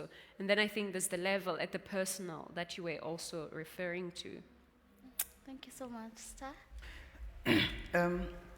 Yeah, maybe just to add to the last point that Asanda raised, it's resistance, but primarily it's a question of survival, because we are in a huge crisis, right? So historically, when black men were sent to work in the mines and the land was depossessed and so on, the idea was everybody's going to become a worker. But there is no work today. So we have there's no work. There's high levels of unemployment, whether in urban areas, rural areas, it's the same. There is a crisis of social reproduction. But people are still alive. What is keeping them alive? Who is carrying this big shoulder that capital is not carrying because they are displacing people, they don't need their labor anymore? Government is trying social grants here and there, but it's not enough. They're not providing the healthcare is in shambles, education is, so, but people are surviving. And the question then is, who is keeping these people alive? When I do my research, I see young men in the streets all day, and I just ask, so who buys your shoes? You're not working. What did you eat? And the answer always, if it's not the grandmother, it's the aunt, it's the sister, it's my mom's so-and-so. It's the poor black women who are carrying the burden of this huge population that has been rejected by this capitalist system, right? So it's resistance, because what is the other option? If I don't go and sneak and cut that wood and make sure the farmer doesn't see me, then I'm not going to cook. So I will go and sneak and risk being bitten by a dog or being shot. But I'm going to do it because it's a question of survival. So now if you think about land redistribution and other resources that need to be redistributed, is really about, we need to think outside of this system because it has failed. It's just not working. It's making more and more people poor every day. We had just recently the statistics of unemployment in South Africa of youth. Isn't it around 70%? How do you explain that? Who's feeding those people? Because they are eating, even if it's not nutritious food, but they are eating something, they have clothes on. Somebody is paying for that, and who is that person? And how then do we create opportunities for the burden to be taken away from these poor women who are really, really, really caring? So people are going back from moving back to rural areas. So they need land. So land then becomes this crucial base for not just for producing food, but for living, for cultural purposes. There's graves there. There's a lot that makes us human that we need land for. So again, this debate around black people don't know how to farm. What are they going to do with the land, which is nonsensical, So it's really about challenging those narratives and thinking about this crisis and how do we get out of this crisis. Yeah. Saloma? I would have loved to answer it in a very personal way. I'm also a poet, and that is key to my resistance and my survival. Getting out of all the bad news, what beauty can we find? But maybe, I've got a book over there, but I can't run over now. I think another way that we resist is by organizing. And just this morning, women farm workers launched this report, which I worked on with them. I have a copy for everybody here. In this report, we have demands around land, around healthcare, around education, and around a wealth tax. And that is how we resist. We resist by making demands. A lot of the women that I interviewed here started the strike in 2012 in the winelands. They were sidelined through the strike and, of course, in the writing of the history. But those women are back now. They're back. They've launched this campaign, and I urge us all to resist with them.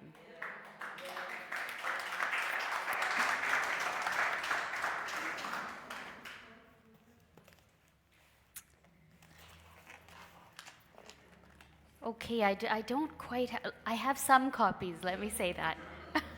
So maybe should we distribute the copies during? Yeah, let me leave it here. Let me give you this. And I think maybe my other question would be around, and this is also in relation to the previous panel, because I think it's a thread, right? Around commodified healthcare and global neoliberal capitalist labor practices. And I think it also goes back to what Asana was saying, that even understanding the practice of mining beyond mining gates. So I'm interested in how we make of that connection between commodified healthcare, like we're seeing in South Africa, and also, I guess, global labor practices, in particular in mining towns, like what we saw in the documentary. I can start. I'll start with Ta. No, please don't start with me. I can start. Resistance. Salima? I don't mind starting. I've written a lot about decommodifying healthcare in advance of the pandemic, but through the pandemic even more. I think the main labor link to make is the one that we heard in the last panel.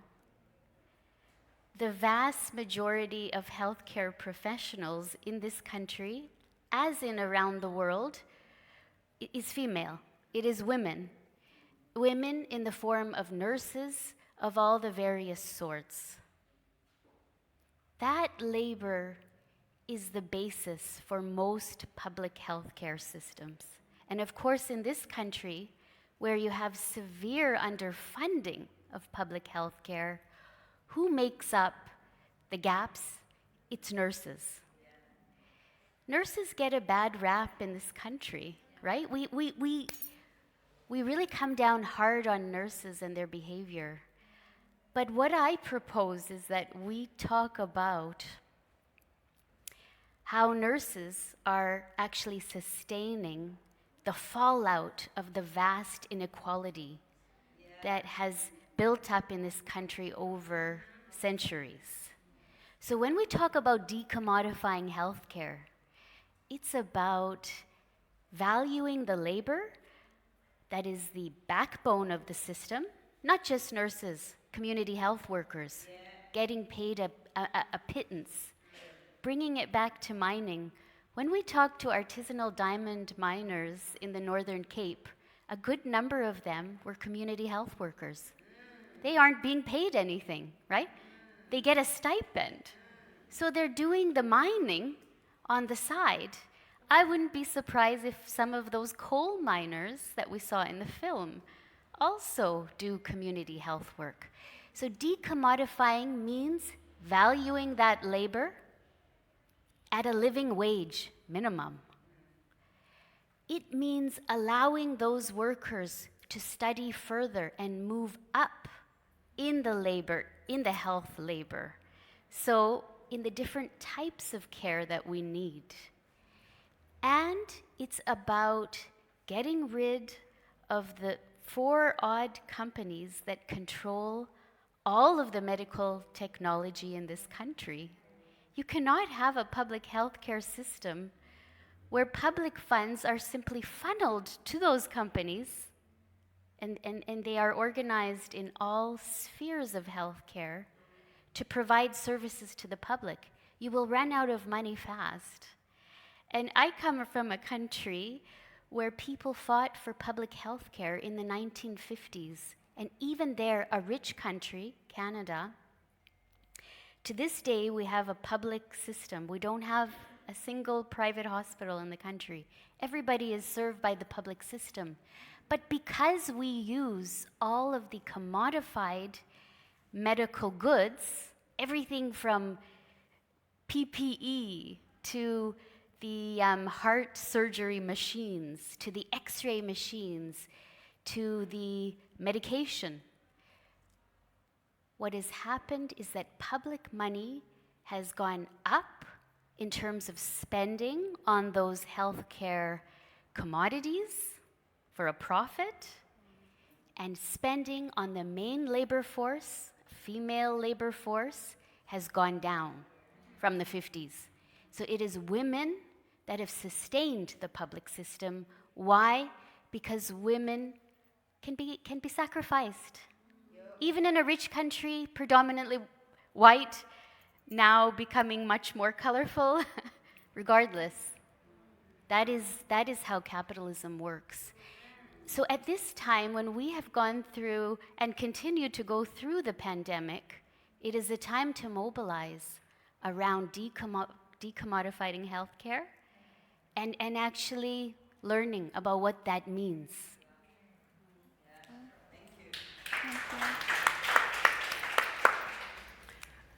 Yeah, so two things to add on what Salma, and she's done a lot more research on the health side than I have, but two things, and coming from the stories of women that I've worked with in the mining communities, and one is from just soon after the Marikana massacre, there were women gathering around one of the shacks in Marikana, got shot and needed to go to a clinic, and we went to this clinic rushing the woman, and the clinic was like, no, we cannot help this woman because she's not a mine worker.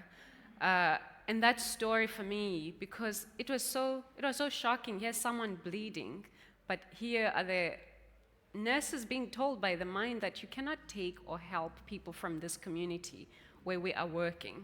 So that for me, I think it speaks to partly the question of commodifying healthcare. But also, I mean, going back to what Star was saying, that there is no wage. 70% or more of the youth are unemployed, over 34%, I think 36.2 in the latest statistics, of people in South Africa are unemployed. And this is, again, going back to the definition of unemployment, this is the narrow definition of unemployment, meaning the numbers of unemployed people in South Africa, if you're using the expanded definition, which includes people who have given up looking for work, we're talking about numbers that are close to 50% of the population. So every second person is unemployed, and I'm not including those who are at school and those who are not able to work because of disabilities and so forth. So the numbers are quite high. If you have privatized healthcare in such a country, what does it mean for people's day-to-day choices? I've heard people saying that, well, there's no food. I'm not going to go to the hospital with the little money that I have. Not only is there no food, I actually also just don't have the money for transport to the hospital because of where they are located. So it's not just the question of decommodifying. I think it goes to all of these other layers around the fact that also clinics are not in places where people can access them. So what do we demand then from the state? Because I think we do need to make these demands from the state. We need to make these demands for proper public health care. One that we can actually rely on. When you talk to people who use public hospitals, they'll tell you that I'm not going to go to the hospital because they don't even have a Panado, you know. So there's a lot of money that needs to be poured into the system itself, but not just the money that's poured into the system, but also we need to do things so that people don't end up in hospitals. There's so much that is not done. If people don't have food, they're struggling with food, they're going to end up in the gate of the hospital, obviously. If people don't have basics met, there's no way you can make, you know, so for me, it's that, yes, there's the need to decommodify health, but there's so many other layers that we need to look into so that people don't end up at the gates of the hospital. And obviously the need to push for the government. I mean, there's lots of debates that are going on around that, but there's a need to have a much more broader discussion around that. Thank you so much. Star? I totally agree with what Asanda and Salim has raised. I'm not going to repeat that. But as they were talking about access to health care, I was just thinking also, I mean, healthcare, of course, is broad, but there's also psychological kind of healthcare that's required. And I was reminded, because where I'm doing my research, it's a community that was forcibly evicted in 1997, put in a truck and went dumped somewhere, and they lived in tents next to a graveyard for 10 years while fighting to get back their land. And so some of the questions when I ask them, so, because I'm interested in what happens when people get their land back, right? And so when I ask, well, how was life in Mkukwin, they call it Mkukwin, that's where they were put for 10 years. And now, and most of them, they talk about like dignity as like a major thing. They say, oh, especially young people, they say it affected us psychologically so much that we would lie when our friends asked us, where's home in school? You don't want to say home is there because it was just so degrading. So for them, going back to that farm where everyone has their own room, there's space for dogs and cats and everyone, psychologically, it's done a lot. I mean, they're still struggling, there's no work, but the difference between living in a tent and you are 8 and having to move back to where there's just space. So it's like, so that's going back to the point where I say, why land is so important for people beyond just the agricultural production. Yeah, this is just the point I wanted to emphasize. Yeah, thank you so much. I think that reflection on the politics of space is very, very important. Very, very important. I think in just maybe the last 10 minutes or so that we have, I'll give our panelists 2-3 minutes to give me your conclusionary thoughts. I don't know if that's a real word. Decolonizing, creating, making new language. This is feminism in action, guys. Discussing, recreating. Yeah, just maybe your final thoughts. And I think another thing that we really didn't get an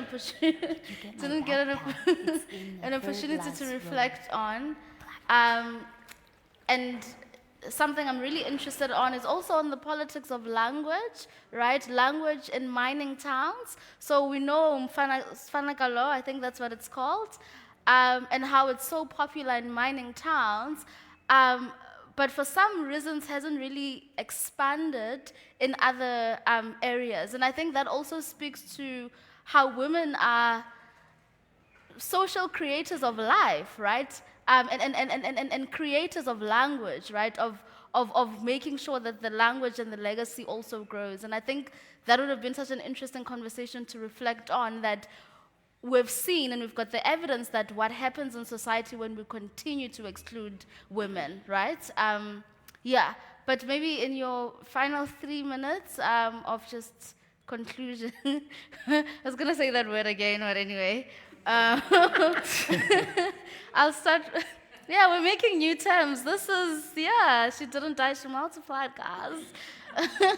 I don't know, I feel like I'm always asking you to start. It's okay. So, you ready? Okay. It's okay, Tiba. Well, to conclude, I suppose, I mean, when we're talking about making women visible, there's a lot of things that we also need to shift. A lot of times when we're talking about people in the forefront, we also reinforce this very idea of who's visible and who's not visible. And I think we need to, in our discourses, shift this whole focus on particular public spaces. Because I think from what's emerging here is that women don't resist always only in these big public spaces, but also there's a lot of resistance that's happening. It's in the everyday. You know, someone, I think it was Kawegazi was talking about these nurses and the work that they are doing every day, right? It's not in the big, grand narratives. It's also in the very everyday ways of being. That so.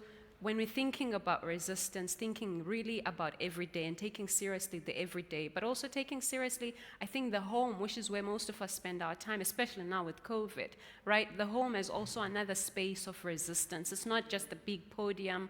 In the case of the work that I do, it's not just the Marikana Gopi, but it's also in the community. That's where there's a lot of resistance. So when we're wanting to make women visible, we need to shift our gaze and think about all of these multiple spaces where resistance is happening. But the second one is also shifting the ways in which we think about what constitutes political practice, right? because again, that influences and shapes how we think about what political practice is or what resistance is. If we think about resistance as these big things, we're not thinking about resistance in its granular forms and in the everyday. We're going to miss the work that women are doing every day as a form of resistance because we're so locked in the big masculine narrative about what constitutes political practice and resistance. I think that's another one. And then the dominant forms of resistance that people in South Africa, we saw because of the history of the country, we tend to think of it as you are going to doi outside. But actually there's multiple forms of resistance. And for me, one of the stories of resistance that always inspires me is the stories of the beer brewers in the 60s, 70s. Those women who were brewing beer, and they were just, they were just doing their thing as black women needing to survive, as Ta was saying. Yet that was a form of resistance that had a direct impact on labor, on production, because men would go and drink beer, and it got to a point where the state was like, actually, if we have a bigger threat in this country, it's not the men resisting at work, it's these women who are brewing beer.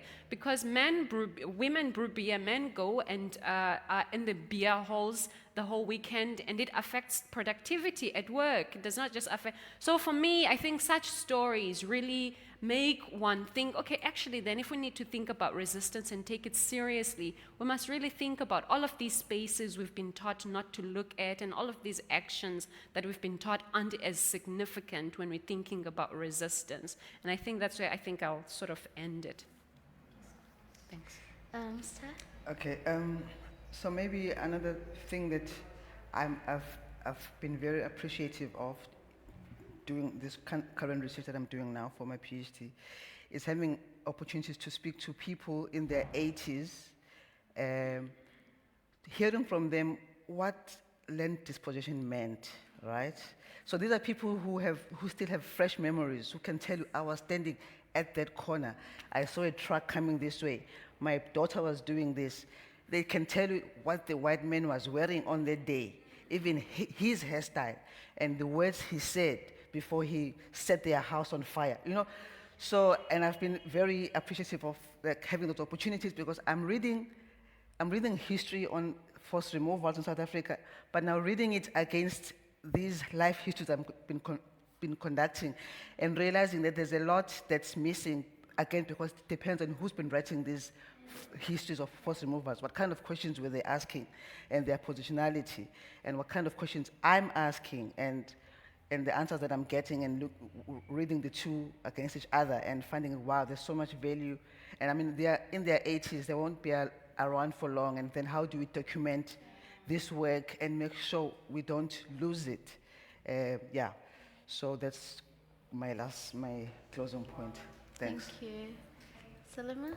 I would like to give you that poem that I mentioned from my new book, 29 Leads to Love. I think love is what we need to learn from these women that Sta is interviewing, the women who have led the strikes, the women who are resisting every day. There's a love there that is bigger than all of us. And I saw it when we went to the artisanal mining site just outside of Kimberley. And it was sunset when we arrived, and this is the poem that came.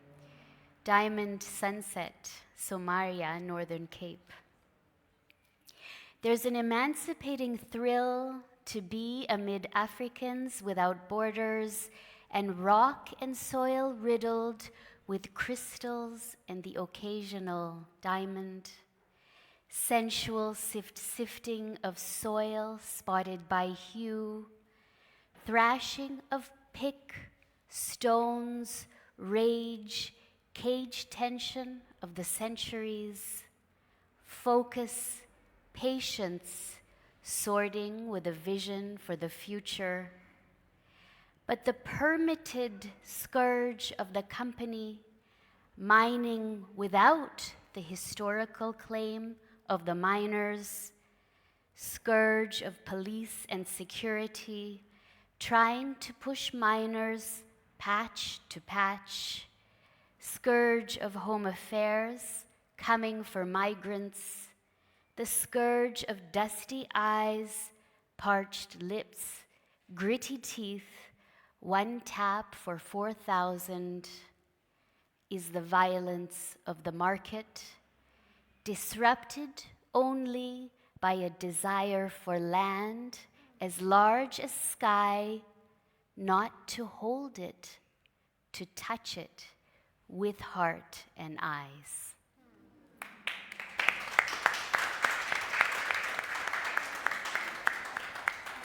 Thank you so much. Thank you. Thank you so much, and thank you so much for joining us. Thanks to you. Please give them a hand.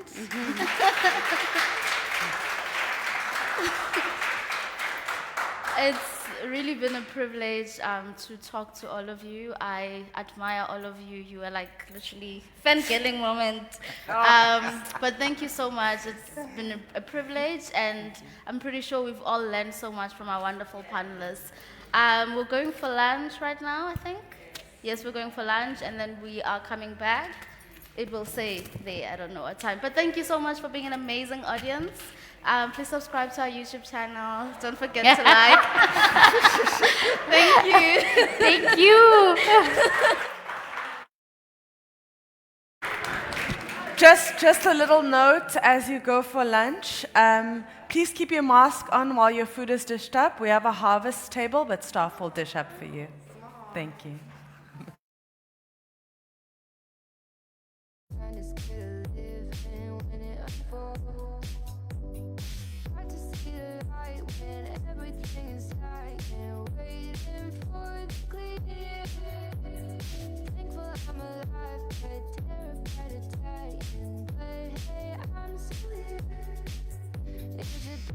Sometimes I like it when I lose control. There's something in it that's so beautiful. Listen, I can see the light, but I can also see the bones again. I don't know what else there is said. I'm doing my best not to run away.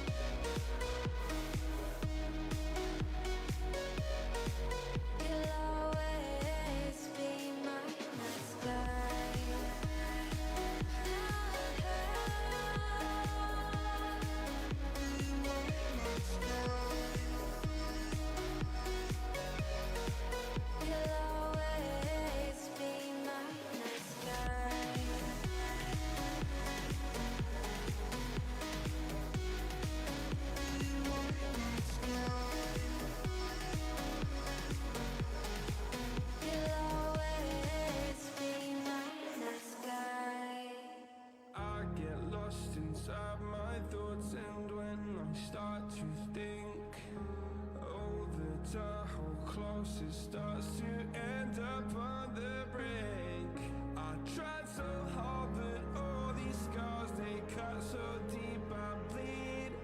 I fell so fast from heaven, it's like someone clipped my wings. Now I'm falling, and I can't see the ground. Can we stop this gravity? It keeps bringing me down.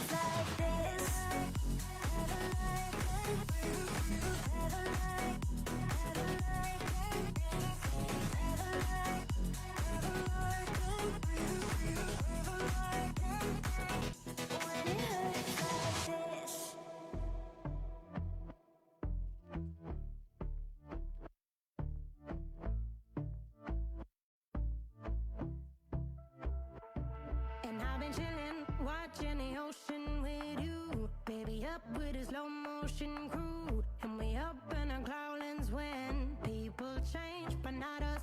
And we just chilling, kicking it, kissed by the sun. Could be soaked to the skin in the mall soon. I know she got the good vibes when seasons change, but we're the same. Even if I lost all my money, the zero runs deep, honey. And I don't need to speak a single word, 'cause you got me holding, holding. Even if my jokes aren't funny, my tongue tied up on it. And I don't need to speak a single word, 'cause you got me holding, holding.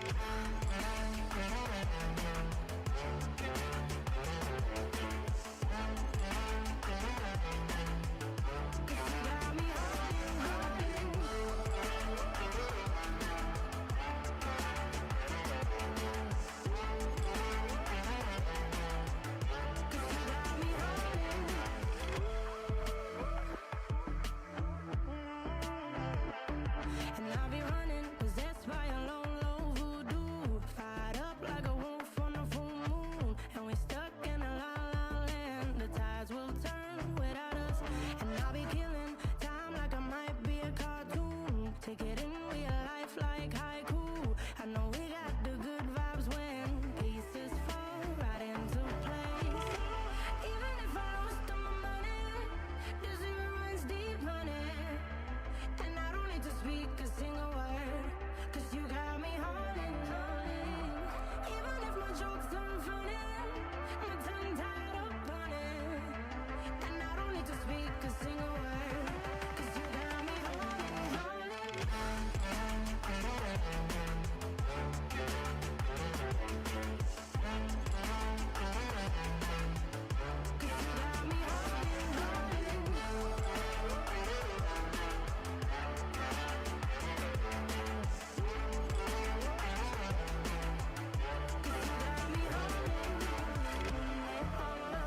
Play me like a bass guitar. See my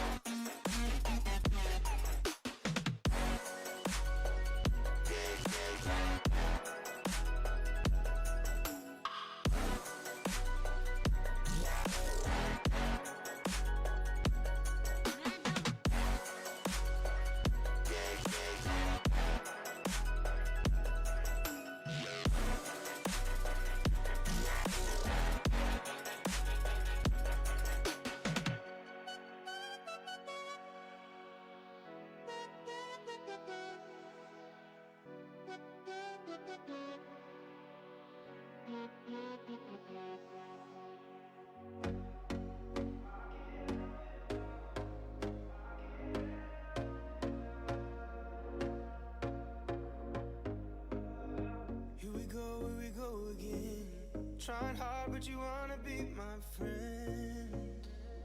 Ain't no place to hide, ain't no one to run to. Here we go again.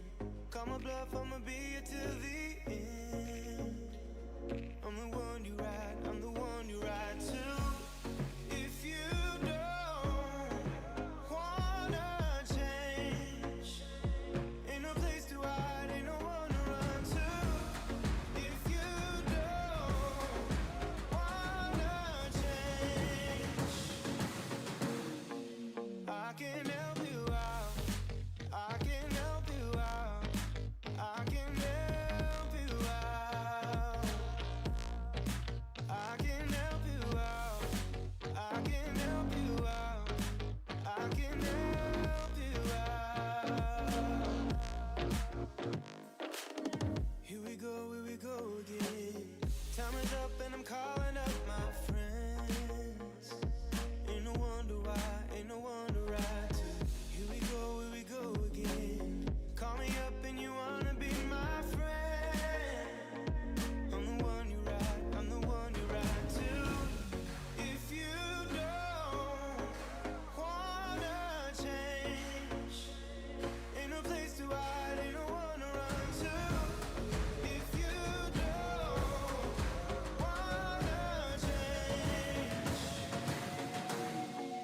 I can help you out, I can help you out, I can help you out, I can help you out, I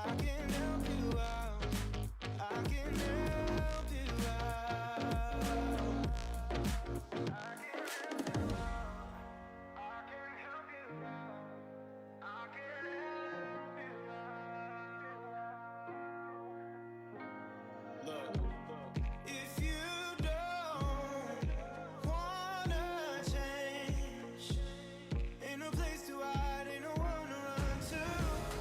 If you don't wanna change, I can help you out, I can help you out, I can help you out, I can help you out, I can help you out, I can help you out. I just can't let you go. Lord knows that I've tried to. You said I was the only one. No one likes being lied to. You made this mess and left me with the pieces. Now I wanna burn all the bridges between us. I can't focus, I can't forget. I've been thinking too much lately. I just need to clear my head. I just need to clear my head.